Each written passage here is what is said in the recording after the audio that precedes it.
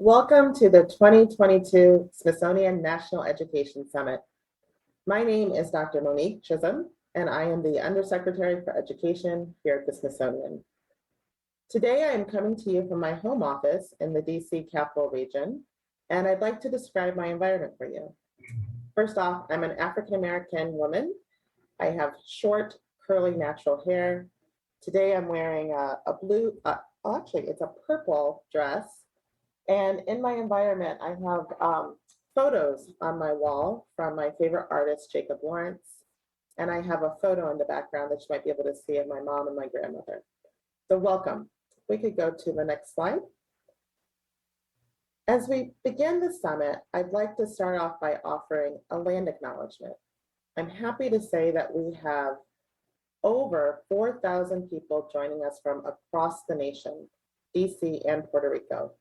We also have an international audience with us today.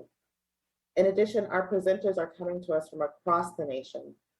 So with that, we gratefully acknowledge the Native people on whose ancestral homeland we gather, as well as the diverse and vibrant Native communities who make their home here today.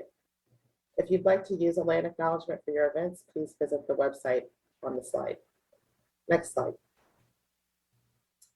For any of you who have planned a conference or a summit, you know that you can't do it alone. So I'd like to start off by thanking Smithsonian leadership, particularly Secretary Lonnie Bunch for helping to pave the way for today's summit, and also the individuals represented here on the slide today, in particular, Ashley Naranjo, all of whom have done a tremendous job helping us get prepared, and I want to say thank you. Also, thank you to our collaborator, Avant Events, who's helping make the production possible. We could go to the next slide.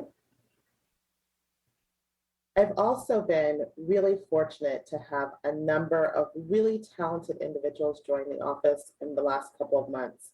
So thank you to our details and our fabulous summer interns who have also contributed greatly to this event.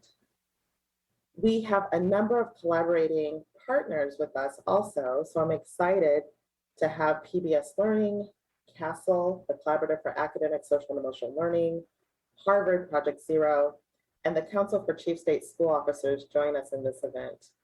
We are really excited by the content that you'll be presenting to teachers and educators across the nation. Next slide. This year, the summit theme is Together We Thrive, creating our shared future through education. This two-day hybrid event will be totally virtual today and then virtual and in person tomorrow. So if you're in the DC Capital Region and you'd like to see our keynotes in person, there's still a couple of seats left. But the focus on our shared future acknowledges that we need to work together to ensure that each and every child has the opportunity to thrive. And the only way that we're going to do this is to work together to make sure that we have a better shared future for all students. Go to the next slide. Since its founding, education has been at the core of the Smithsonian's mission. It was founded for the increase and diffusion of knowledge. I know the summit comes at a time of uncertainty and challenge in our nation, but it's also a time of great hope and imagination and an opportunity to rethink all that is possible in education for our shared future. I'm very excited that we will start the summit today with a keynote presentation from the 2022 National Teacher of the Year, Kurt Russell. It'll be a dynamic opening remarks. And then following that, he will be interviewed by a student journalist, Audrianna Wilde from Ohio University, my alma mater. Later this afternoon, we're going to move and talk about some challenging topics.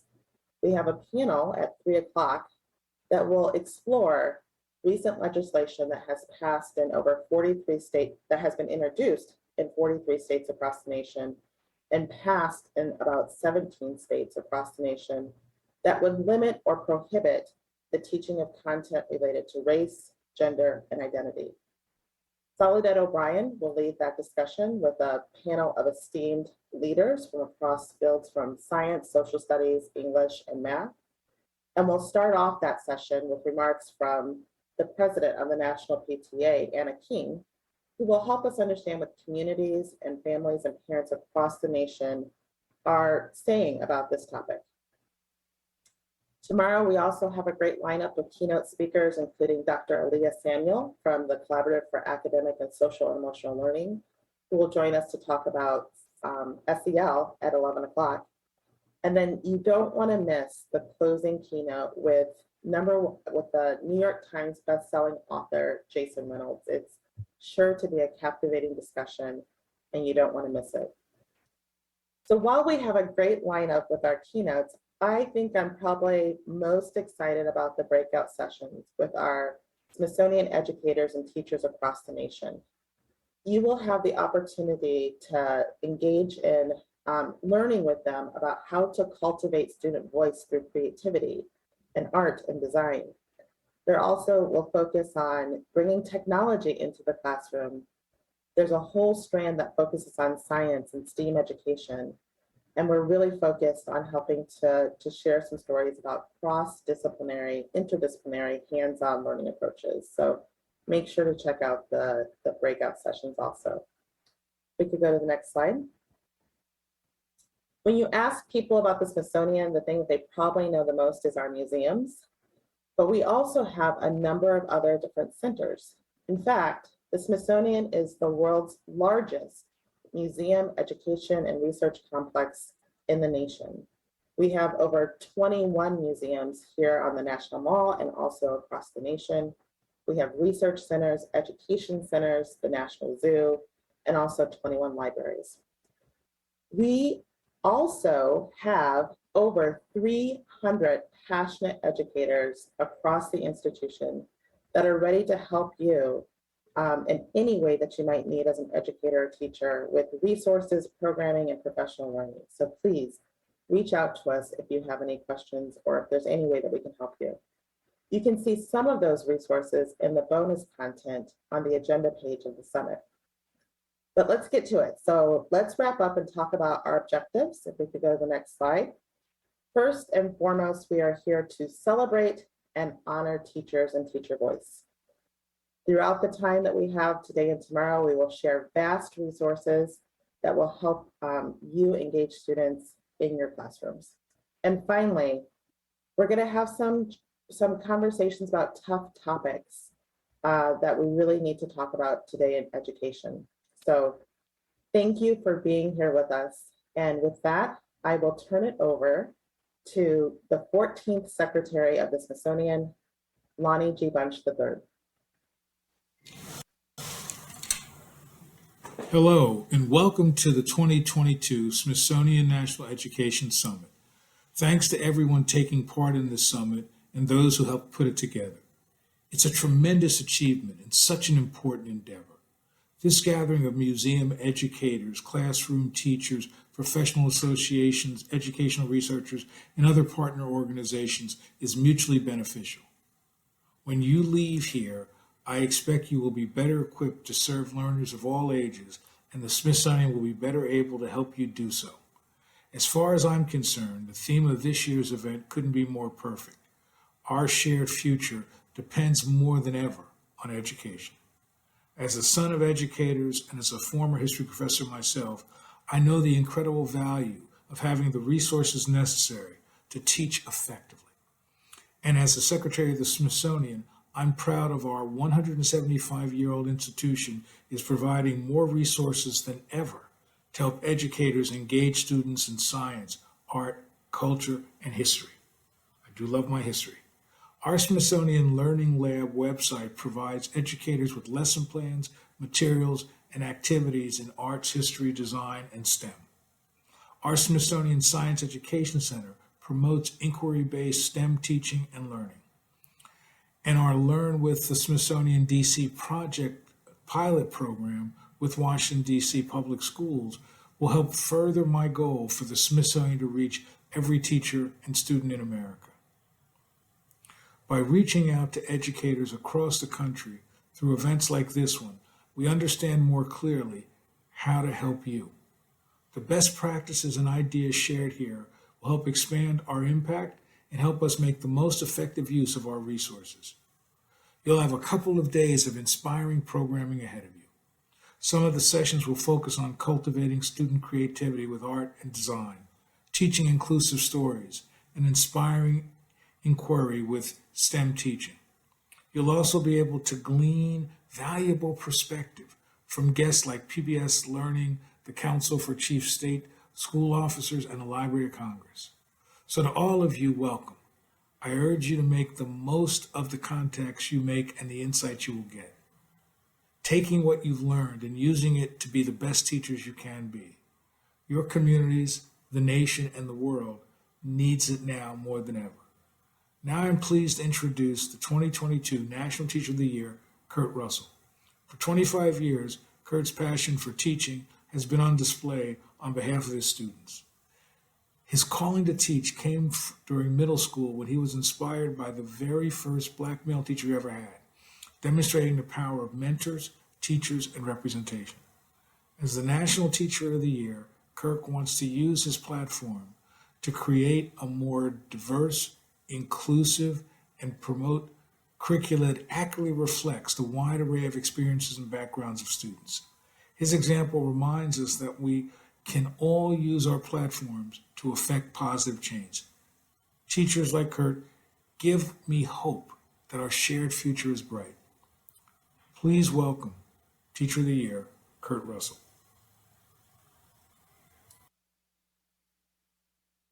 Good morning, everyone. Thank you so much for this opportunity to be here with you this morning. Before I begin, allow me just to visibly describe myself. I am an African-American male with salt and pepper hair. I am sitting in a room with white walls and a table behind me. It is such an excitement and a joy to be with you this morning.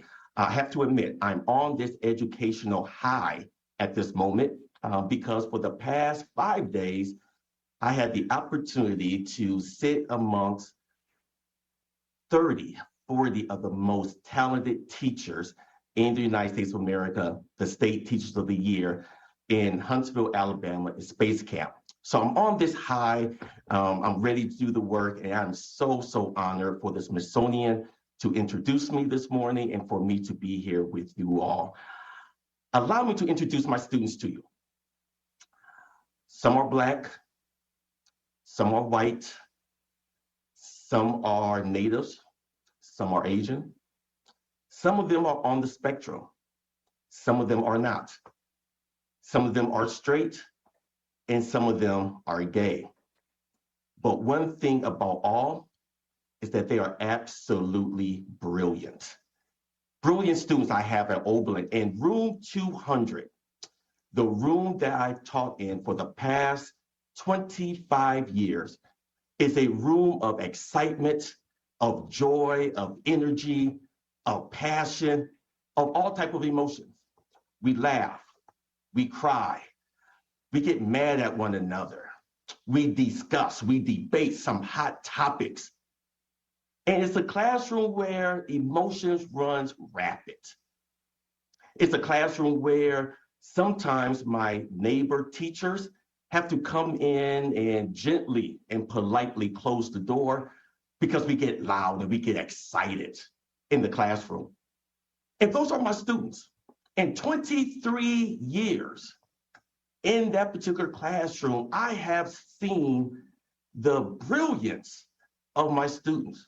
My students bringing the joy and the empathy that we all should share and that we all should possess to the classroom. It's a classroom that for many years have been a safe haven for many of my students. I said for 23 years.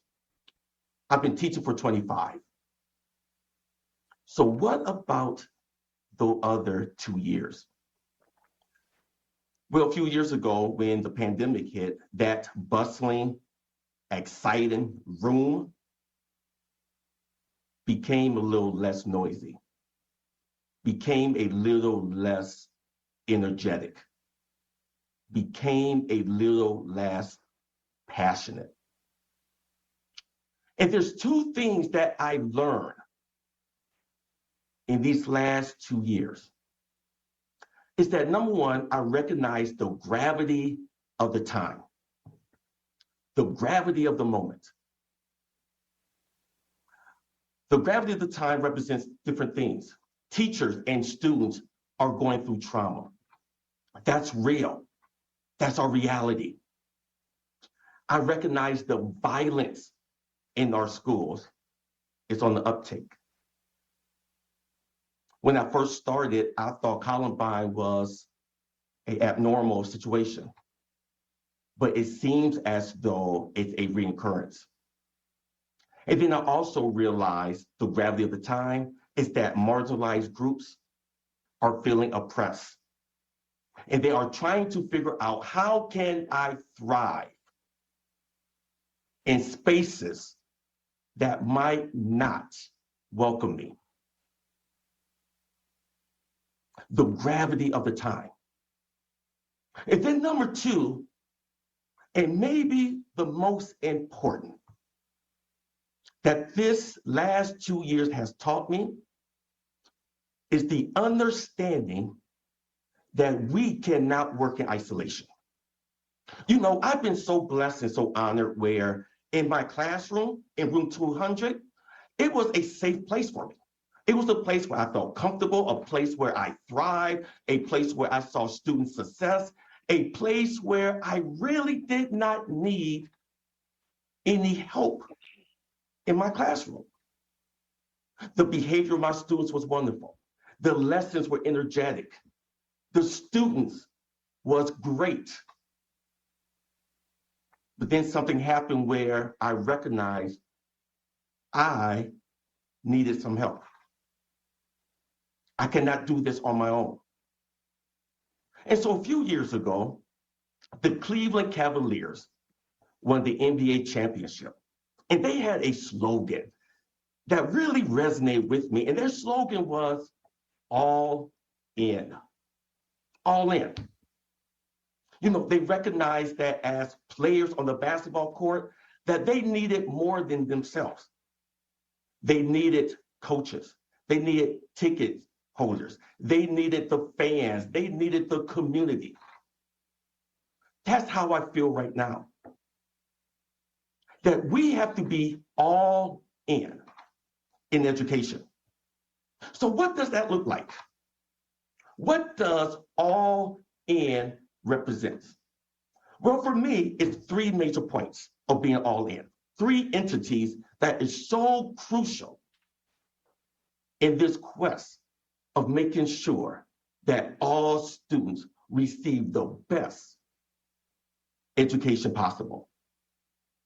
So what are those three entities? Well, number one, parents. Parents are, for many children, their first teachers. You know, my mother, who grew up in a small town in Alabama, a town that's called Linden, Alabama. And she migrated to Ohio, and what she brought with her, that she was not college educated, but she brought a sense of love. You know what? That's what parents bring, right? Parents bring love to their children. I do not expect my parents to know the Falkland Wars. It would be nice if my children could go home to their parents and they could ask the question, Mom, Dad, could you tell me the causes of the Falkland Wars? That would be great. But I don't expect that. What parents bring could be more important. They bring a sense of hope to their children. They bring love to their children. They bring an idea that, yes, you can do it. There's a possibility in you. There's a light that is shining in you, that you are more than capable. And so parents bring that. And so I recognize that during my years of virtual teaching, that I needed parents. I needed parents to sit with their children to say, yes, I know it's difficult, but you can do it. See, that's that ecosystem of education. Is that number one, parents are so needed. Number two is educators. And once again, this is no particular order. I just started with parents because I realized the hardship that parents are going through. That is difficult. And it's difficult for teachers as well. It's hard. It's very hard. It's hard teaching in this climate where it seems as though everything that educators are doing is being criticized. It seems as though everything that teachers would like to do is being legislated. But a few weeks ago, I wrote a social media post and I said, no matter what, I still have hope. See, I have hope in educators throughout this entire nation because educators are the ones that are bringing the resources to the classroom. They are bringing their expertise to their children. See, it's educators like my good friend, Danita, who every single day, no matter what she is experiencing in her life, she recognized the need for her students to feel loved. Now, what does that look like? Well, it looks as quite simply as, good morning. How are you? I value you. I respect you. Good answer, Johnny. Nice job, Emily.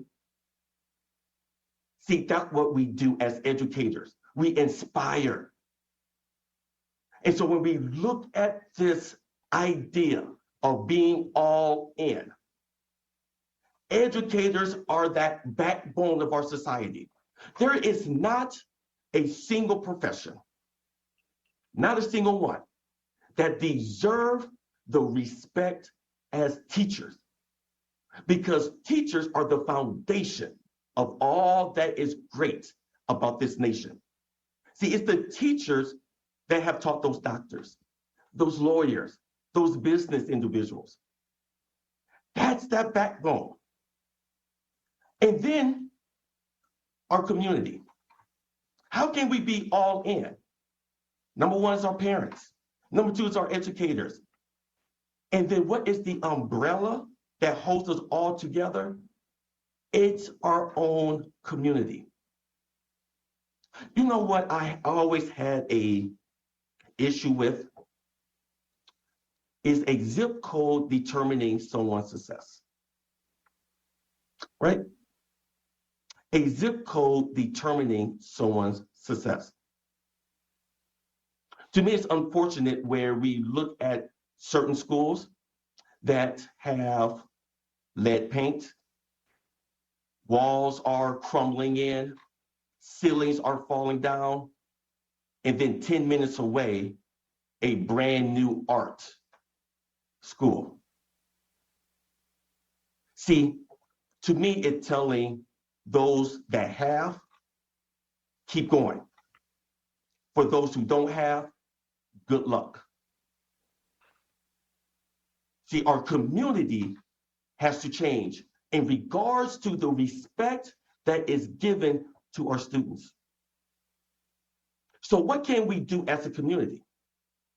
Well, it's what the Freezes family do here in Oberlin. See, what they do is that they provide mentorship to our kids. They own a business, a company, and every summer they recruit high school students to be a part of their business. That's what the community could do. What else can a community do? Well, they model positive interaction. See, it's the adult that models positive interaction. It's the adult that will help students thrive in our society. It's the adult, it's the community that will reach back and pull each and every student up. It's our responsibility. It's our responsibility. And we cannot ignore that our children need that. And we cannot ignore that we need it. See, our community is only as great as our less fortunate. It's only as great as our less fortunate. And so as we reach back and as we pull up students, we are pulling up our community. That's the greatness of this eco-educational system that we have. That's what it means to be all in. Whatever that we have, whatever that we internalize that is good, must be shown to our students. Parents are doing it every single day by showing them love. Educators are doing it every single day by inspiring. And our community is doing it every single day by showing positive interaction. We have to be all in. These are difficult times. It's hard times. But one thing, as I said earlier, is that I still have hope.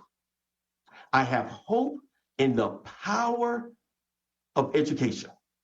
I have hope in the transformative power of education.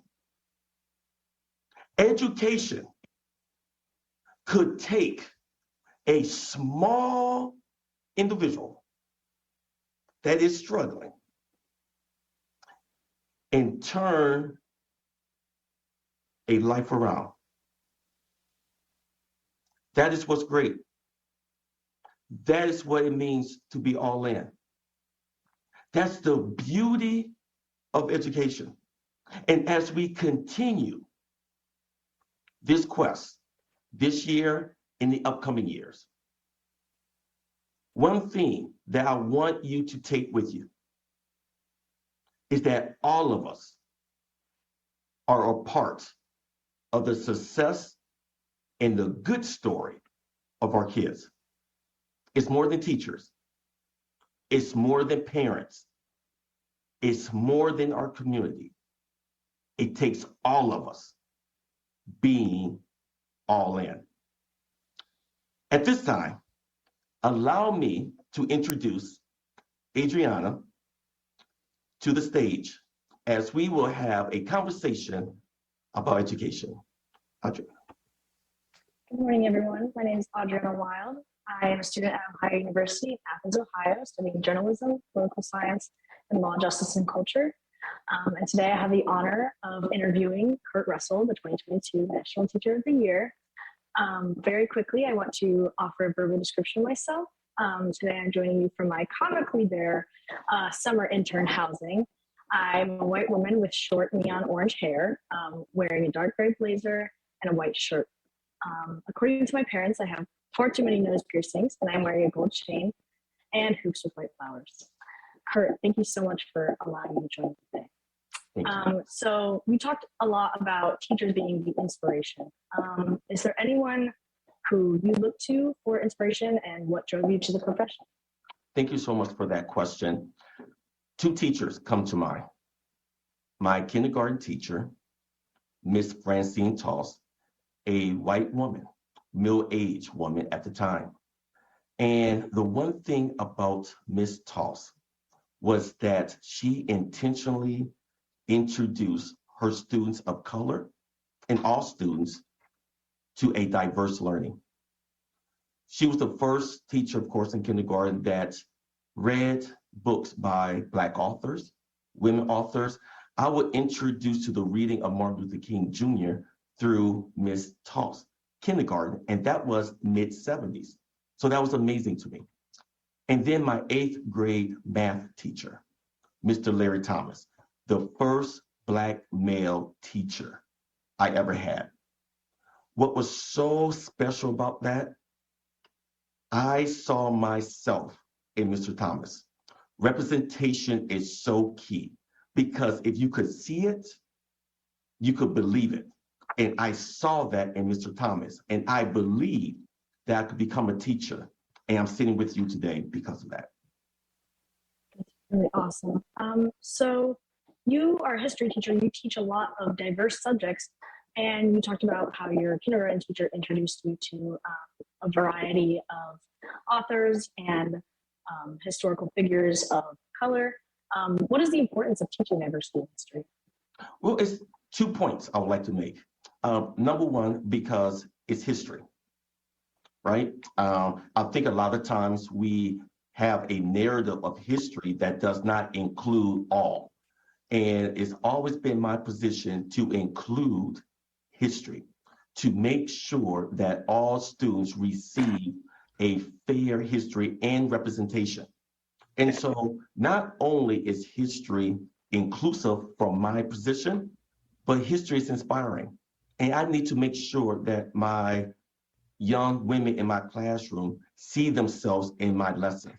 I need to make sure that my gay students see stories of them in my lessons. I need to make sure that my Black and brown children see themselves in the lesson. And so that's why I teach a diverse curriculum in order for my students to see themselves.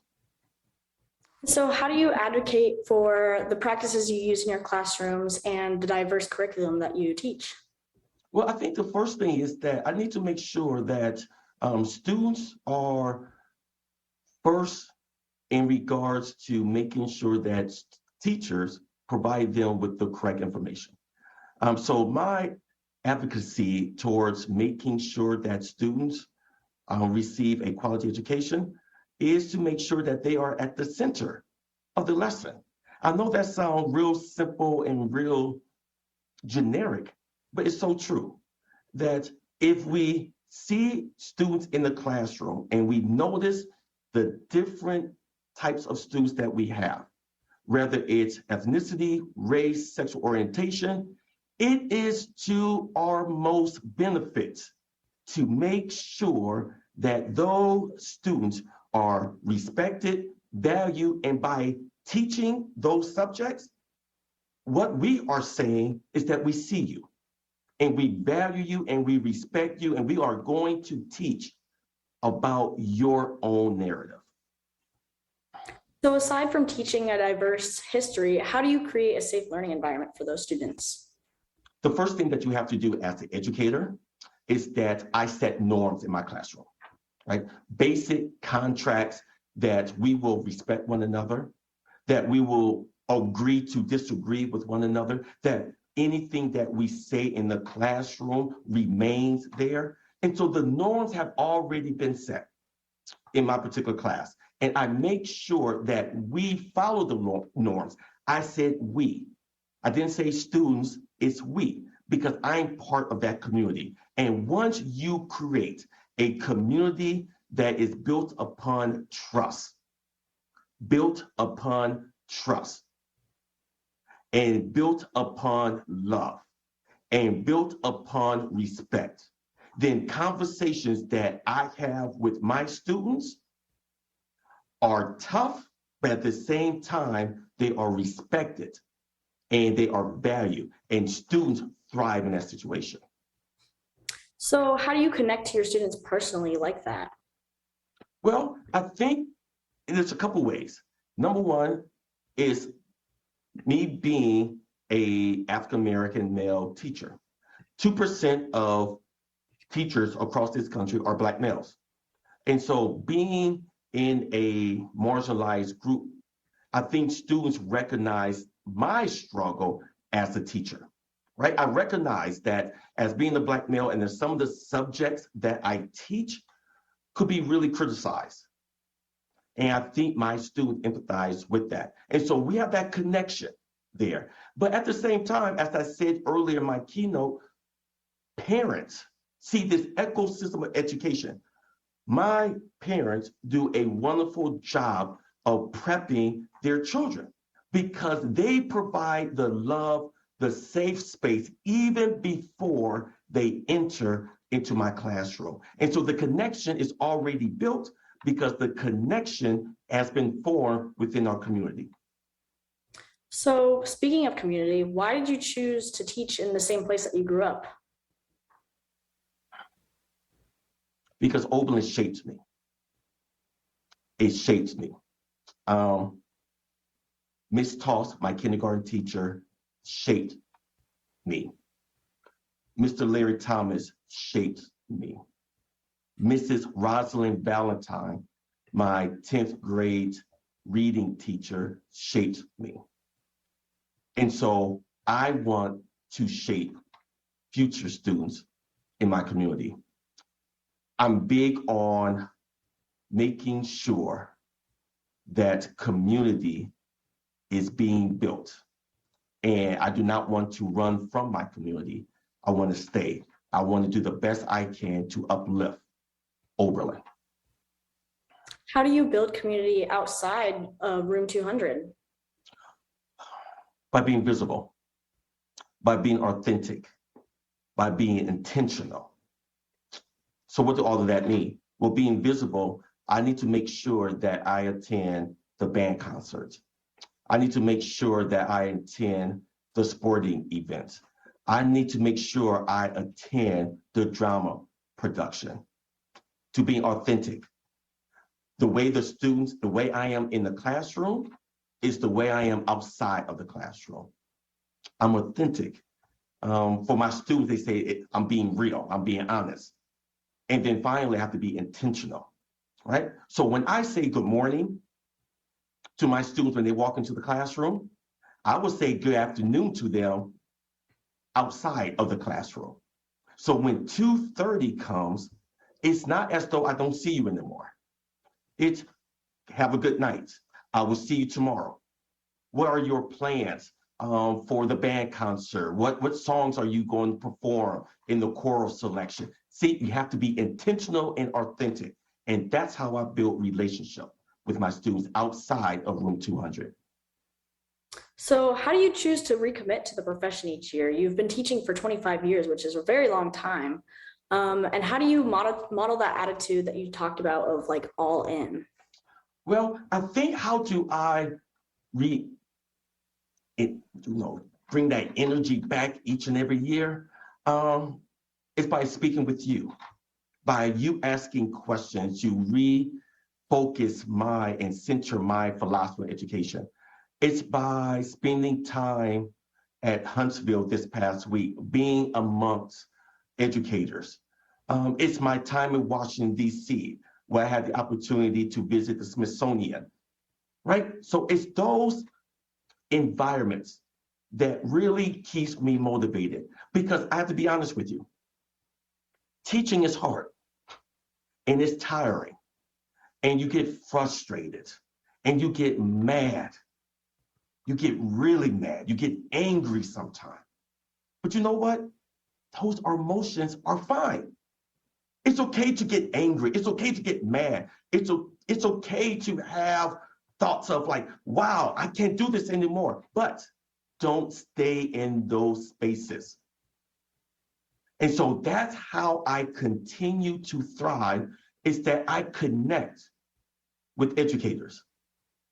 It doesn't matter how long someone's been teaching, because I find myself learning from a first-year teacher, and I find myself learning from a 30-year veteran teacher. And so that's how I continue, to be energized in this profession. Yeah, and how have you evolved your teaching philosophy through the years? I believe you've seen several changes throughout student needs, administrative needs. How have you changed that? Well, I changed it, as I said earlier a little bit, that I recognize I cannot be isolated. I need help. And as a younger teacher, and as a teacher that was popular amongst student body, the pandemic really changed my mindset tremendously. And I realized that, as I said, I need help from all. And so that room 200, that used to be a room that I didn't need anyone to control it. Now I need help to making sure that my students are emotionally engaged, that they are socially engaged. And we need to make sure that students' socially emotional learning is at the forefront as well. Students cannot learn content unless they are well. And I learned that. They cannot learn content unless they are well. And that mindset, because of the pandemic, has really shaped me in going forward. So I do check-ins every day. How are you doing? Give me a thumbs up. You doing okay? Great. Now I could move on. If I don't have all of this, I can't move on. So I need to make sure that they are emotionally charged. Yeah. And so what are you hoping to advocate for on the Hill for your students and for other teachers? Are there any key issues in education that you hope to bring to the forefront? Yes. Number one, I'd like to make sure that we really promote a more diverse, culturally responsive education system. What does that mean? Well, number one, faculty. We need to make sure that we recruit the best faculty that our children deserve. We need more women in STEM. We need more men in the primary years. And most definitely, we need more teachers of color. Right? So that's the first thing I would like to promote. The second thing is to make sure that we have an inclusive curriculum. I started several courses, African American history class, race, gender, and oppression, Black music in the African diaspora. Why? Well, it's because my students need to see themselves in the curriculum. My students need to see themselves in the curriculum. If I was a young girl sitting in my classroom and we were studying the Revolutionary War and there's no mentioning of women, if I'm studying the Civil War and there's no mentioning of women, if I'm studying the Civil Rights Movement and there's no mentioning of women, how am I engaged? How am I engaged? And so we need to make sure, and I need to make sure that I advocate that our curriculum is more diverse and that our faculty represents the diversity of our student body throughout this nation. So I want to touch on kind of what your experience has been with the other Teachers of the Year across your cohort. I just wanted to kind of get a better view of what their challenges are, maybe with you speaking with them. What have you seen that they struggle with, and how do you hope to represent them and teachers in general in your position? State Teachers of the Year, all teachers, first of all, are putting in the work. I think there has been some undeserving criticism of teachers that they are not putting in the work in the hours, and that is totally false. They are working their tails off each and every day. They are trying to energize and trying to inspire our students, but they are facing several challenges. I think the first challenge that they are facing is pay. We have teachers throughout this nation that probably could apply for social service programs. So we have professionals who are receiving pay that they cannot hardly take care of their family. So that's number one. Number two is the respect that teachers are facing. We are experts in the classroom. We have studied how to become a teacher. We have studied the content. So allow us to be that in the classroom. I think it saddens me where policies are being made and teachers are not at the table. So that's frustrating. And so not receiving that respect of being experts in the classroom and pay is probably two of the most challenging issues that teachers are facing, which in return is not making the profession attractive. It's not making the profession attractive. So if you have low pay and you are not being valued, then why would anyone decide to go into the profession? But there's still hope. There's still hope. So what is your advice to teachers who are facing this pushback, the political pushback on teaching divisive concepts and stuff like that? What is your advice for teachers struggling to find their passion and move forward. Be courageous. Be courageous. Why? Not for yourself, but for your students. Be courageous. Stand firm on your belief, right? There's not, hopefully, a person who would disagree with the following, that young girls deserve to see the subject in the classroom, that Black and brown children deserve to see themselves in the classroom, that gay students deserve to see themselves in the classroom, in the curriculum. So be courageous, be strong for your students. At this moment, with the gravity of our time, we can't be good. We cannot be good. We have to be great. And there's greatness in all of us. There's greatness in all of us. And that greatness just have to come out. And it will come out once you recognize how great you are as a teacher. That is really inspiring, Kurt. Thank you so much for speaking with me today, and thank you to the Smithsonian for having me. Thank you so much. Well, I just want to thank both of you. Audrianna, just wonderful job with the interview. Thank you for those questions, really thought-provoking questions, and helping us to kind of tee up the conversation. And Kurt, oh my goodness, I feel so inspired and just thankful for your remarks. You touched on a lot of really important concepts and information. And so I just want to thank you both. And thank you for joining us and helping us to kick off a great summit. Yes, thank you. Thank you. You know, Kurt just sparked for me a lot of things that I'm also passionate about. And I just really appreciate how he talked about, you know, embracing the diversity of our students and making sure that we honor and represent their identities.